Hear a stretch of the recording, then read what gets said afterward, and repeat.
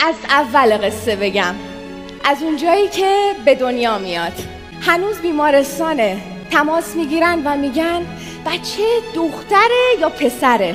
مامانش میگه که خدا رو شکر سالمه ها، دختره. بعد میگن دخترم خوبه ها، آره سلامتی مهمه، ولی کاش حالا ایشالا اب نداره بچه بعدیش پسر میشه، دخترمون بزرگتر میشه.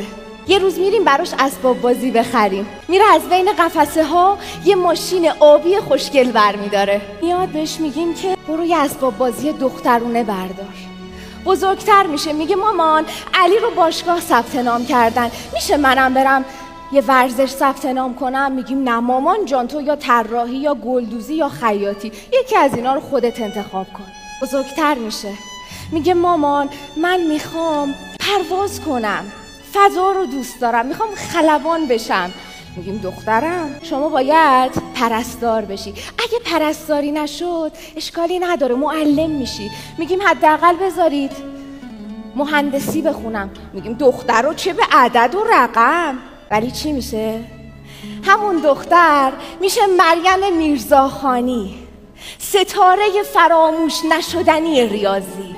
همون دختر میشه انوشه انصاری، دختری که با هزینه خودش به فضا سفر کرد. همون دختر میشه فروغ فرخزاد و از عشق و زن میگه. همون دختر میشه پروین اعتصامی، بانوی ماندگار شعر فارسی. اگه توی تاریخ سفر کنیم میشه ماندانا، مادر کوروش.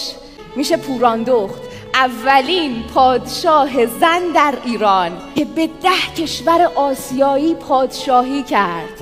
خب اون موقع نگاه آدم ها به زن خوب نبوده، اما پوراندخت تصمیم میگیره که به کشورش سر و سامان بده و همه اون رو به عنوان عادل، عاقل و نیکوکار میشناسن.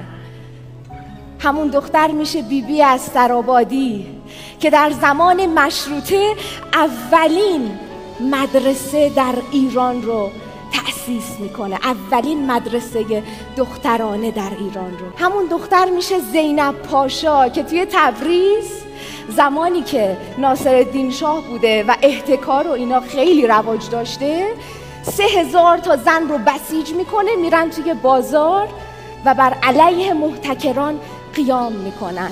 اینا رو گفتم که به اینجا برسم. دنیا به زنان قوی نیاز داره، دنیا به شما نیاز داره. متشکرم.